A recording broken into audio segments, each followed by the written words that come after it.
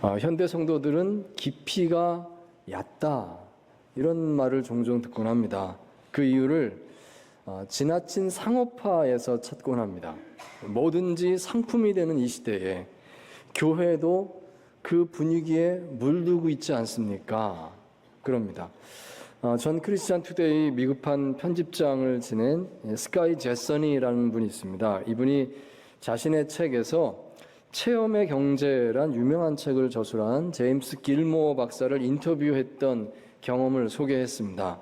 이 체험의 경제라고 하는 이 책은 오늘날 가장 주요한 상품은 체험이다. 그래서 이 체험에 관련된 경제 이론을 소개하는 책입니다. 스타벅스에서 파는 것은 단지 커피가 아니라 편안함, 또 환대받음, 여유로움 이런 문화 체험을 파는 겁니다. 이런 거죠. 이런 이제 이야기를 합니다. 그러니 이제 이 제서니 편집장은 이 길모어 박사를 인터뷰하러 가면서 마음으로 기대했다고 합니다. 어떻게 하면 교회가 이 하나님 체험을 세상 사람들에게 잘 소개할 수 있을까요?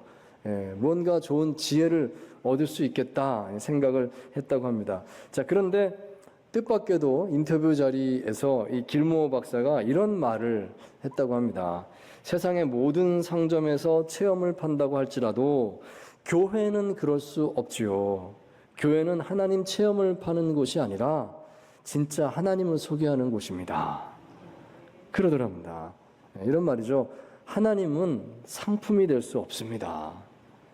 이런 말을 한 겁니다. 교회를 너무 마케팅적인 관점에서 생각하지 않도록 조심하십시오. 이것이 이 체험의 경제를 저술한 세계적인 경제학자 길모어 박사의 말이었습니다. 요즘 아이들에게 장래 희망이 뭐냐라고 묻는다면 상당히 많은 아이들이 건물주라고 답을 한다고 하죠. 이것 때문에 우리가 이러면 안 되는데 이런 생각을 하지 않았습니까? 자칫 그런데 우리 기도 제목도 그처럼 될까봐 두렵습니다. 무엇을 위해서 기도할까요? 하나님 부자 되게 해주세요. 혹시 이런 기도 하십니까? 물론 부자가 되는 것 자체가 나쁜 일은 아닙니다. 하지만 우리 신앙의 목적이 그렇게 단순해지고 그렇게 가벼워지지 않았으면 좋겠습니다. 정말 깊이의 문제를 우리가 놓치지 않기를 바랍니다. 여러분, 우리는 깊이를 추구하는 신앙인이 돼야 할 줄 믿습니다. 신앙생활은 그냥 열심히 교회만 다니면 된다가 아닌 것입니다. 변화가 일어나야 됩니다. 내가 신앙생활을 하면 할수록 더 성숙해지고 정말 주님을 닮아가는 그런 깊이가 있는 신앙인이 되어야 될 줄 믿습니다. 자, 오늘 본문 말씀 통해서 우리가 바로 그 점에 대한 도전을 받는다 하겠습니다. 오늘 함께 생각해 보고자 하는 이 본문 말씀은 마태복음 5장인데 그 중에서도 가장 앞부분 5장 1절에서부터 12절까지 말씀, 일명 우리가 8가지 복, 8복이라고 불리는 말씀입니다. 이 말씀을 이제 오늘부터 시작해서요, 이제 특별 새벽 기도에 일주일간 계속될 텐데 일주일간 계속 이 말씀 묵상을 나누도록 하겠습니다. 자, 그 중에서 오늘은 제일 첫 부분에 이 산상수훈에 들어가는 말부터 첫 번째 복, 심령이 가난한 자는 복이 있나니 천국이 그들의 것이며, 이 말씀을 함께 생각을 나누고자 합니다. 깊이 있는 신앙인으로의 초대, 어떻게 우리가 응답하면 될까요? 자, 첫째로 우리는 제자됨의 초청에 응답해야 되겠습니다. 제자됨, 나는 주님의 제자입니까? 이 질문에 응답하는 것이 우리 신앙의 깊이의 문제에 다가서는 가장 첫 번째 걸음이 되겠습니다. 자, 5장 1절 말씀을 다시 한번 읽겠습니다. 시작. 예수께서 무리를 보시고 산에 올라가 앉으시니 제자들이 나온지라. 아멘. 자, 여러분, 여기서 우리가 두 개의 단어를 좀 유념해 보시면 좋겠는데, 무리라는 단어가 있고 제자라고 하는 단어가 있습니다. 무리를 보시고 산에 올라가 앉으시니 제자들이 나왔습니다. 이렇게 기록합니다. 앞에 그 4장 마지막 부분에 보시면 분위기가 이렇습니다. 예수님 주변에 수많은 무리들이 따르고 있습니다. 많은 사람들이 예수님 곁에 왔을 때 예수님께서 그들을 치유해 주시고 위로해 주시고 또 그 억울함을 풀어 주시고 여러 가지 정말 많은 그 은혜를 끼쳐 주셨던 것입니다. 그러니까 그 사람들이 은혜를 받고 또 나가서 이야기를 하고 하니까 더 많은 사람들이 모이게 해서 아마 수천 명, 수만 명 모이는 그런 큰 무리들이 따랐던 것 같습니다. 그런 분위기였습니다. 예수님께서는 그들을 전부 다 그렇게 사랑으로 맞아주시고 은혜로 맞아주시고 이제 그런 사역을 하셨던 것이죠. 자, 그런데 그 예수님께서 무리를 보시고 산에 올라가 앉으셨습니다. 자, 이것은 의미가 있는 표현입니다. 예수님께서 이제 중대한 결심을 한 가지 새롭게 하셨다는 것입니다. 지금까지는 이 무리들에게 응답하는 사역을 하셨습니다. 이 무리들이 이렇게 힘들구나. 그러면 그 힘든 것을 위로하고 도와주고 치유해주고 이렇게 사역을 하셨는데, 이제 하나님 나라를 위해서 변화할 시점이 되었다.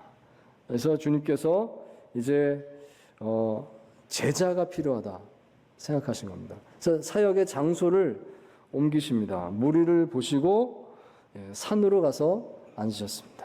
분위기가 바뀐 것이죠. 그때에 어떤 일이 일어났는가? 제자들이 앞으로 나왔습니다. 이렇게 적혀 있습니다. 무리들 다 무리들인데 주님께 제자들이 앞으로 나왔습니다. 되어 있습니다. 무리와 제자가 구별되는 순간입니다. 그렇구나. 제자가 되어야 되겠구나 하는 것을 보여주면서 5장 1절 시작을 하고 있습니다. 여러분, 이것이 산상수훈의 의미이다 하겠습니다. 이제 5장, 6장, 7장 산상수훈 이야기가 나오는데요. 무리로부터 제자가 되어서 주께 나아갑니다. 이 마음으로 이 말씀을 봐야 되는 것입니다. 이 산상수훈의 말씀은 참 어려운 말씀입니다. 누가 네 오른뺨을 치면 왼뺨도 돌려대라. 주님 이런 말씀 하시거든요. 누가 너의 속옷을 가지고자 하면 겉옷까지도 내어줘라 말씀하십니다. 오리를 같이 가자 그러면 심리를 같이 가져라 이런 말씀하시고요. 심지어 너의 원수까지도 사랑해라 이렇게 말씀하시거든요.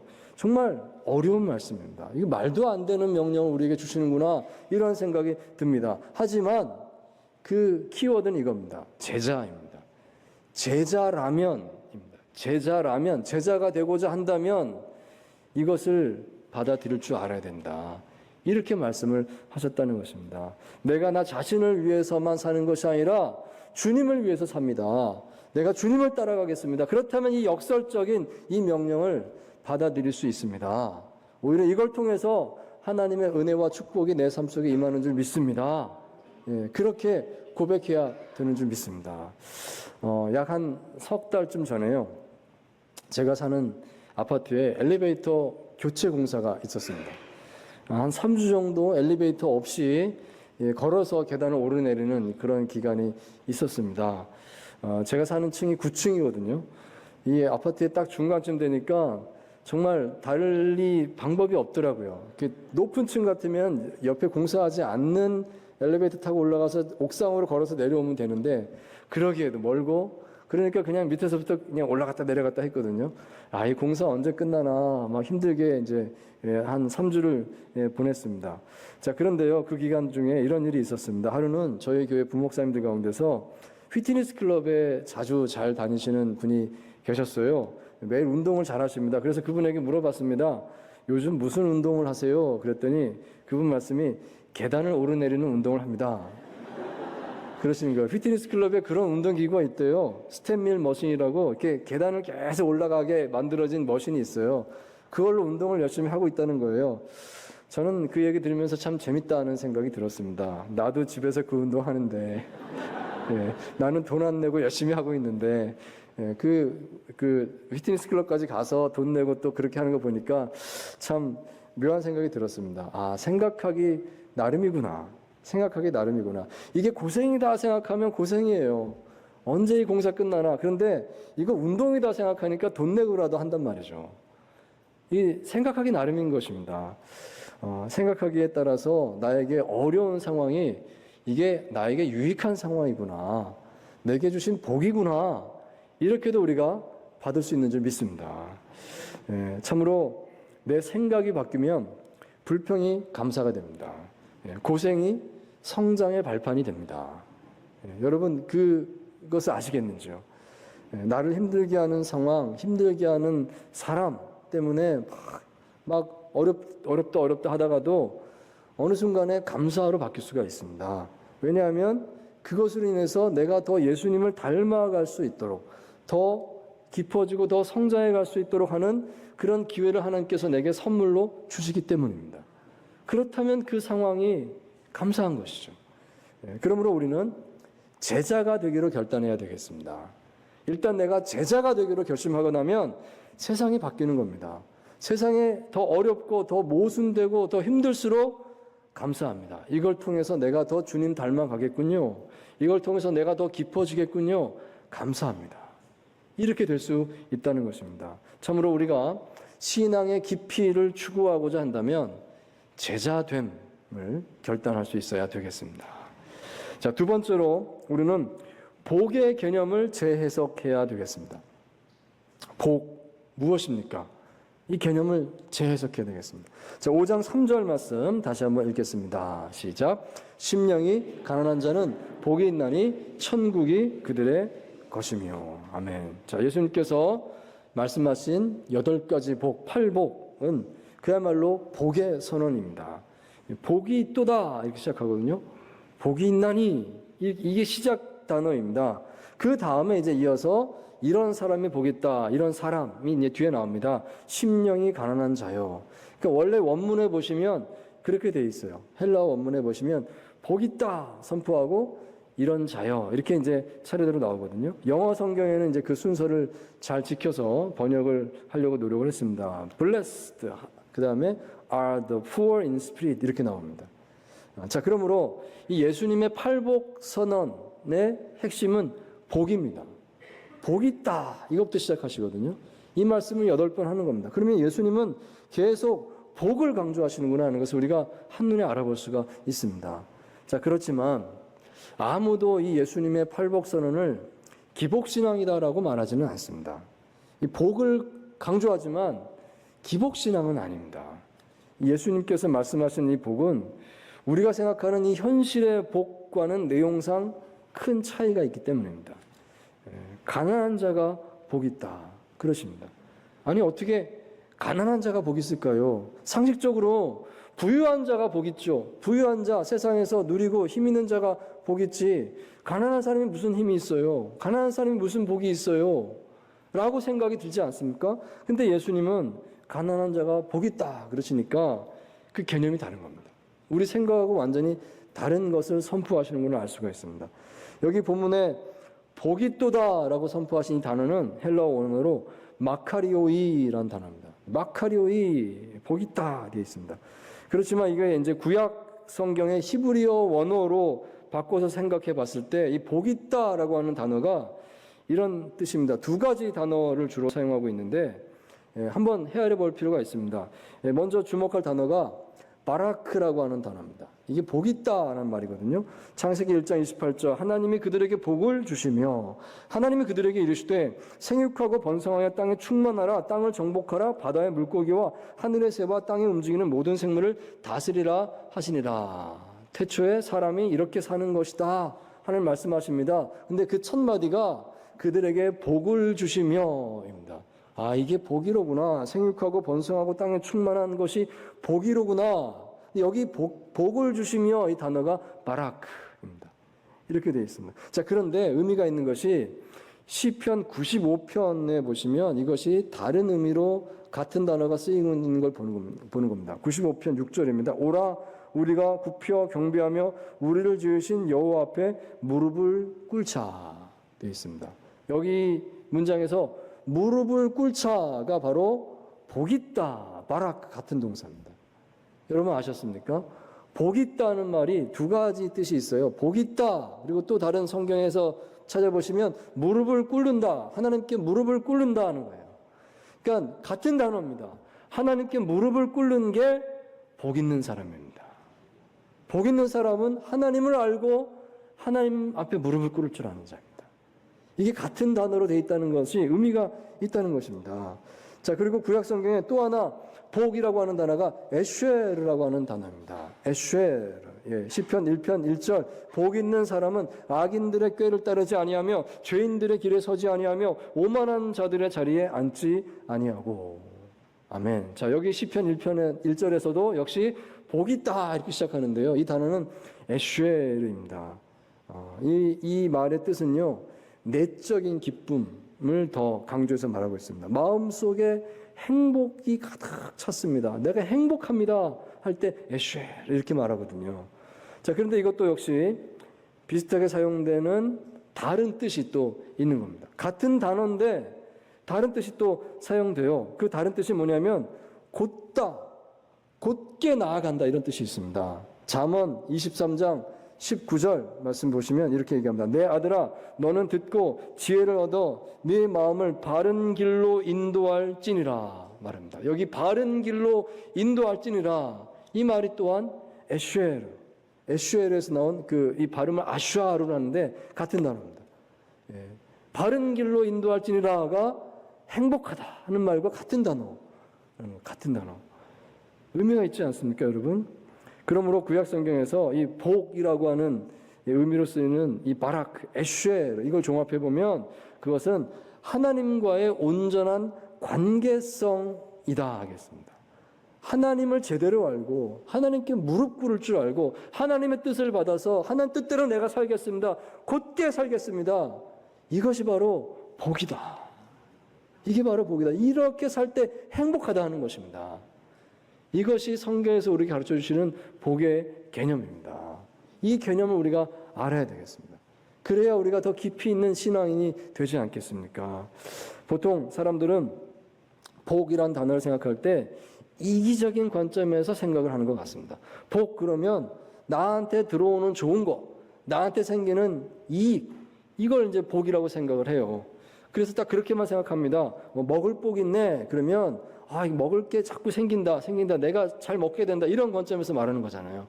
또 인복이 있네 그러면 사람 잘 만난다, 나한테 유익을 주는 사람만 만난다, 그럴 때 인복 있네, 또 이렇게 말하지 않습니까? 다 나한테 좋은 겁니다. 나한테 좋은 거. 이기적인 관점이에요. 사서삼경 중에 하나인 서경에 오복이 기록되어 있다고 합니다. 우리가 보통 오복 그러는데 오복이 뭐냐? 여기 이렇게 되어 있습니다. 제일 먼저 장수의 복, 그 다음에 부유함의 복, 그 다음에 강령, 건강한 복입니다. 그리고 유호덕, 남에게 덕스럽게 사는 복입니다. 그리고 고종명, 마지막에 죽을 때 자신의 집에서 평온하게 죽는 복을 이제 이렇게 5가지가 복이다라고 말을 했다 그래요. 그런데 그거는 서경에 나온 얘기고 시간이 흐르면서 통속편이라는 책에 가면 이게 바뀝니다. 바뀌어서 앞에 3개는 그대로인데 뒤에 2개가 바뀌어요. 유호덕 대신에 높임을 받는 것이다 바뀌고요. 그다음에 고종명 대신에 자손중다, 자손을 많이 낳게 되는 것, 이렇게 이제 대체가 됐습니다. 그러니까 사람들의 생각이 점차로 복 그러면 나에게 유리한 거, 나에게 좋은 거, 이득이 되는 거, 이렇게만 생각하다 보니까 좀 남에게 주는 복, 이런 복은 자꾸 빼게 되는 겁니다.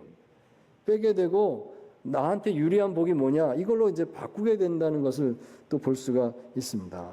그러니까 사람들은 복을 그렇게 이해하면서 산다는 거예요. 하지만 우리 그리스도인들은 생각이 달라야 되겠습니다. 성경에서 그렇게 가르치지 않기 때문입니다. 성경의 복은 하나님과의 바른 관계라고 설명을 합니다. 하나님 앞에 무릎을 꿇는 것입니다. 하나님의 뜻을 알고 그 뜻에 순종하고 곧게 살아가는 것입니다. 그것이 복입니다. 그것이 행복인 줄 믿습니다. 참으로 그런 복의 개념을 우리가 바로 알아야 되겠습니다. 그것이 우리 신앙의 깊이와 관련이 깊다 하겠습니다.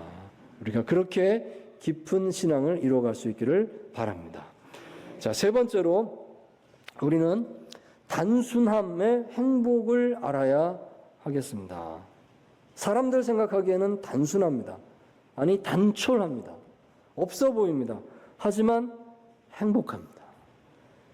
그 행복을 알아야 우리는 신앙의 깊이를 알 수가 있을 것입니다. 자, 5장 3절 말씀 다시 한번 읽겠습니다. 시작. 심령이 가난한 자는 복이 있나니 천국이 그들의 것임이요. 아멘. 자, 예수님께서 가난한 자가 복이 있다 분명히 이렇게 말씀하셨죠. 우리의 생각을, 상식을 뛰어넘는 역설적인 가르침입니다. 어떻게 가난한 자가 복이 있어요? 부자가 복이 있지 생각하는데 아닙니다. 가난한 자가 복이 있다 하셨습니다. 여러분, 우리 신앙에 있어서 이런 느낌이 소중하다 하겠습니다. 세상 사람들은 모르는 겁니다. 세상 사람들은 어리석다 그러고 비난할 겁니다. 미련하다 그럴 겁니다. 그런데 우리는 이렇게 했을 때 정말 오리를 가자는 자에게 심리를 가지고 속옷을 달라는 자에게 겉옷을 주고 했을 때 그 행복함이 있습니다.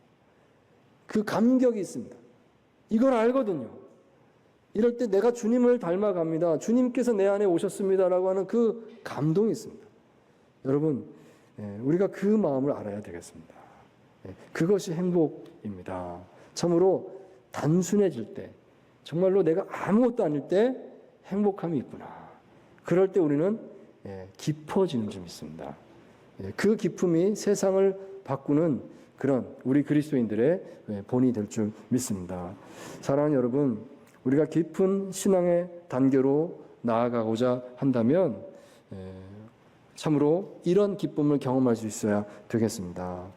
우리는 무리가 아니라 제자가 되어야 되겠습니다. 나는 제자입니다. 결단하시기 바랍니다.